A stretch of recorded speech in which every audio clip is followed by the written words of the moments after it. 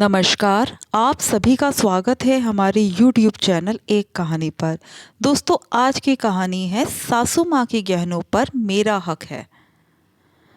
जमुना जी की अभी अभी नींद लगी ही थी कि बहू ममता उनके कमरे में आ गई और उन्हें झकझोरते हुए बोली, लो अम्मा जी, बात कर लो। जमुना जी ने आंखें खोलकर देखा तो ममता हाथ में फ़ोन लिए खड़ी हुई थी। उसे इस तरह देखकर जमुना जी ने पूछा, किसका फ़ोन है बहू? अरे किसका होगा, आपकी लाडली बेटी का है। जब देखो बस फ़ोन खुड़का देती है। ये भी नहीं देखती कि सामने वाला आदमी कोई ज़रूरी काम कर रहा होगा या कोई आराम कर रहा होगा। बिल्कुल भी नहीं सोचती कि किसी के आराम में खलल पड़ रहा होगा। जमुना जी के छोटे से सवाल पर ममता ने पूरा लेक्चर दे दिया। बहू, वो मेरी बेटी है, उसका दिल भी मेरे लिए दुखता ही होगा ना। अब मेरी तबीयत ठीक नहीं रहती तो रोज़ रोज़ फ़ोन लगा देती है, नहीं तो पहले कहाँ फ़ोन लगाती थी। हाँ, हम तो आपको बहुत दुख से रखते हैं ना, जो उसका दिल आपके लिए दुखता है। चिड़चिड़ाती हुई ममता ने कहा और आखिर फ़ोन उन्हें पकड़ाकर वही पास में खड़ी हो गई। आखिर ये भी तो सुनना था कि जमुना जी अपनी बेटी से क्या बात करती है। जमुना जी ने अपने कांपते हाथों से फ़ोन को अपने कानों पर लगाया और बोली, हाँ बिटिया, कैसी है तू? मैं ठीक हूँ अम्मा, तुम कैसी हो? बस बिटिया, अपनी ज़िंदगी के दिन गिन रही हूँ। अब तो शरीर भी साथ नहीं देता। बस भगवान उठा ले अब तो। अरे ना अम्मा, अभी तो बहुत लंबी उम्र है तुम्हारी। अभी तो पोते पोती नाती नातिनों की शादी देखना बाकी है। अब तो ना लगी बिटिया कि तब तक ज़िंदगी जी पाऊंगी।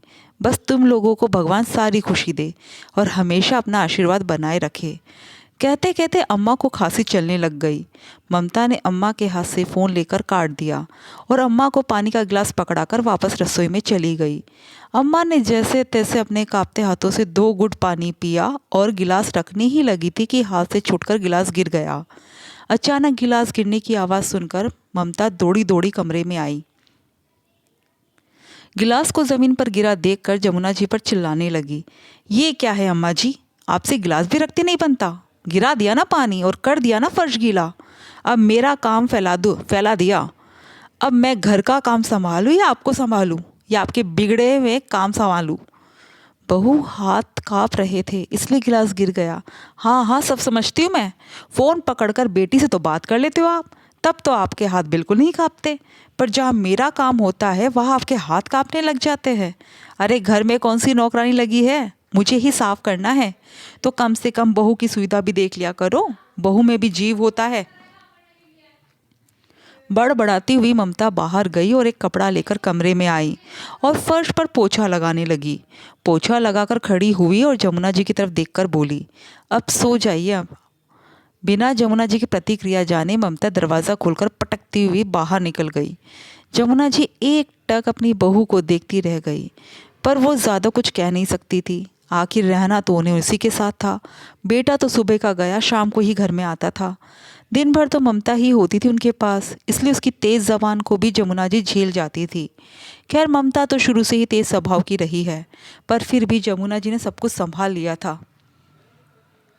पैसे टके के मामले में भी कभी अपने बेटे पर निर्भर नहीं रही। पति की पेंशन का पूरा सहारा था। जब तक जमुना जी के हाथ पैर चलते थे वो अपनी बेटी वंदना को खूब बुलाती थी और अपने हाथों से उसकी पसंद की चीज़ें खुद बनाकर खिलाती थी। बहू अगर चिड़चिड़ करती भी तो सीधा जवाब दे देती थी, कौन से तुम्हारे पति के पैसे खर्च करवा रही हूँ, अभी तो मेरे पति की पेंशन आती है। अगर बेटी पर खर्च करती हूँ तो तुम लोगों पर भी तो खर्च करती हूँ। वो अकेली आकर खाती है क्या? तुम सब भी तो खा रहे हो, इसलिए हंगामा करने की ज़रूरत नहीं है। जमुना जी का जवाब सुनकर ममता चुप हो जाती। पर जब से जमुना जी बिस्तर पर आई है तब से ममता का व्यवहार और भी रूखा हो गया। अब तो फिर भी जमुना जी लाठी के सहारे उठकर खड़ी होने कर अपना नित्य कर्म कर लेती थी।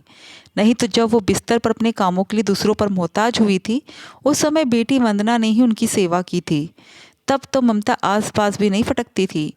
उन 10 दिनों में वंदना ने इस घर में रहकर जमुना जी की खूब सेवा की थी। लेकिन जैसे ही जमुना जी धीरे धीरे लाठी के सहारे खड़ी होने लगी और अपने नित्य कर्म अपने आप ही करने लगी, उसके बाद से ही ममता ने अपना व्यवहार वंदना के प्रति और रूखा कर लिया। आए दिन किसी न किसी बात पर वंदना से बहस करने लगी थी।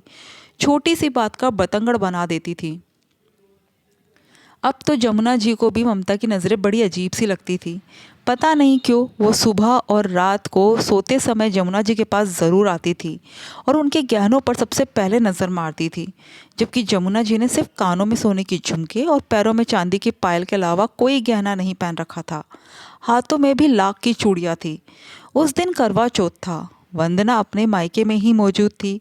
वंदना अम्मा की तबीयत का सुनकर जल्दबाजी में तो आई थी, तो ढंग के कपड़े भी नहीं लाई थी। अम्मा के कहने पर उनकी अलमारी में से उनकी भारी सी साड़ी निकालकर उसने पहन ली। वो साड़ी जमुना जी के लिए ममता के मायके से आई थी। ये देखकर ममता गुस्से से आग बबूला हो गई और वंदना पर चिल्लाने लगी, किससे पूछकर तुमने अम्मा जी की अलमारी खोली? सब जानती हूँ मैं कि इस घर में क्यों रुकी हुई हो। अरे अम्मा की सेवा तो बहाना है, सब कुछ हड़प कर ले जाना चाहती हो अपने साथ, और पता नहीं क्या क्या निकाला होगा अलमारी से। उसकी बात सुनकर वंदना की आंखों में आंसू आ गए और वो बोली, भाभी अम्मा ने कहा था इसलिए पहन ली। सब जानती हो तुम्हारा त्रिया चरित्र। अम्मा को बातों में फुसला कर सब कुछ अपने नाम कर लेना चाहती हो। बहू बस कर, क्या बोल रही है तू? तुझे पता भी है एक साड़ी क्या पहन ली, इसमें इतना हंगामा कर रही है। मेरी चीज़ों पर मेरी बेटी का भी हक है। क्यों अम्मा जी, रहती तो हमारे साथ हो, फिर बेटी का काहे का हक? इसे तो एक फूटी कोड़ी भी ना लेने दूँ। बस करो ममता, तुम्हें शर्म नहीं आती अम्मा से लड़ते हुए? अचानक माधव ने अंदर आते हुए कहा। माधव को देखकर ममता चुप तो हो गई, लेकिन घर का माहौल तो खराब हो चुका था। ये आए दिन का किस्सा होने लगा था। आखिर जमुना जी भी कब तक बर्दाश्त करती? खुद ही ऐसी स्थिति में थी कि ज़्यादा क्या बोलती, इसलिए उन्होंने वंदना को खुद ही जाने के लिए कह दिया। खैर वंदना तो बेटी थी, उसे तो अपने ससुराल जाना ही था, इसलिए वो वापस अपने ससुराल चली गई। अब वो जमुना जी से फ़ोन पर ही बात करती थी। उसमें भी ममता चिढ़ जाती थी। कई बार तो जानबूझकर बात ही नहीं करवाती थी। खुद से भी कुछ होता नहीं और बेटी वंदना को भी आने देती नहीं। पता नहीं मन में क्या वहम पाल रखा था। ममता को ऐसा क्यों लगता था कि वंदना कहीं संपत्ति में हिस्सा ना मांग ले और अम्मा मरने के पहले दे भी ना जाए। बेटा माधव भी ज़्यादा कुछ कहता नहीं था, क्योंकि रोज़ घर की शांति भंग होने लगी थी, इसलिए अम्मा ने ही उसे चुप रहने के लिए कह दिया। खैर जमुना जी अपने पलंग से जैसे तैसे उठी और लाठी का सहारा लेकर बाथरूम की तरफ जाने लगी, लेकिन पता नहीं क्यों आज पैर लड़खड़ा गए और वो ज़मीन पर गिर पड़ी। अचानक कमरे में गिरने की आवाज़ सुनकर बहू कमरे में आ गई और जमुना जी को गिरा हुआ देखकर बोली, अरे अम्मा जी, क्या हाथ पैर तुड़वाने का इरादा है? यदि हाथ पैर टूट गए तो मुझसे तो नहीं होगी आपकी सेवा। जैसे तैसे झल्लाती हुई ममता ने जमुना जी को सहारा देकर पलंग पर बिठाया। पलंग पर लेटते ही जमुना जी ममता से बोली, बहू मेरे शरीर में बिल्कुल भी जान नहीं रही, कब मेरे प्राण पखेरु उड़ जाए। एक बार वंदना को यहाँ बुला दे, मैं बस उसे एक बार देखना चाहती हूँ, उससे मिलना चाहती हूँ। ठीक है बुला दूंगी, कहकर जमुना जी को ममता वही छोड़कर अपने कमरे में आ गई। पता नहीं अपनी बेटी को क्या देने के लिए बुला रही है। मैं तो बिल्कुल फ़ोन नहीं करने वाली, मन ही मन सोचती हुई ममता ने वंदना को फ़ोन करना ठीक नहीं समझा। रात को माधव जब घर पर आया तो अम्मा के कमरे में गया। वह अम्मा को सोता हुआ देखकर वापस बाहर आ गया। सुबह उठकर जब जमुना जी के कमरे में गई तो जमुना जी के प्राण पखेरु उड़ चुके थे, पर उसे इस बात का बिल्कुल भी मलाल नहीं था कि उसने जमुना जी के कहने के बावजूद भी वंदना को नहीं बुलाया, बल्कि बिना वक्त गंवाए वो फटाफट अम्मा के शरीर से गहने निकालने लगी। लेकिन तब तक माधव भी उठकर आ गया। उसे अम्मा के शरीर पर से गहने उतारते देखकर माधव बोला, क्या कर रही हो तुम? अम्मा के गहने क्यों उतार रही हो? तुम्हें पता है ना अम्मा को गहने पहनकर रखना बहुत पसंद है। अरे अब काहे की पसंद, अम्मा तो गई। अचानक ममता के कहने पर माधव फटाफट अम्मा के पास गया और उनके शरीर को छूकर देखा। अम्मा का शरीर ठंडा पड़ चुका था, शायद काफ़ी देर पहले उनकी मौत हो चुकी थी। तुम्हें शर्म नहीं आ रही? अम्मा के गहने निकालने में लगी हुई हो, बता नहीं सकती थी कि अम्मा अब छोड़कर जा चुकी है? अरे अम्मा तो जा चुकी है, कहीं गहने भी ना चले जाए इसलिए निकाल रही हूँ। अभी लोग आ जाएंगे तो सबसे पहले गहने ही हटाएंगे। कौन लोग आकर हटाएंगे? माधव ने प्रश्न किया तो ममता से घूरते हुए बोली, तुम्हारी बहन और कौन? वही एक है जिसकी नज़र है इन गहनों पर। इसके आगे माधव ने कुछ नहीं कहा, बस कुछ देर तक ममता की लालच भरी नज़रों को देखता रहा, जबकि ममता अपने काम में लगी रही।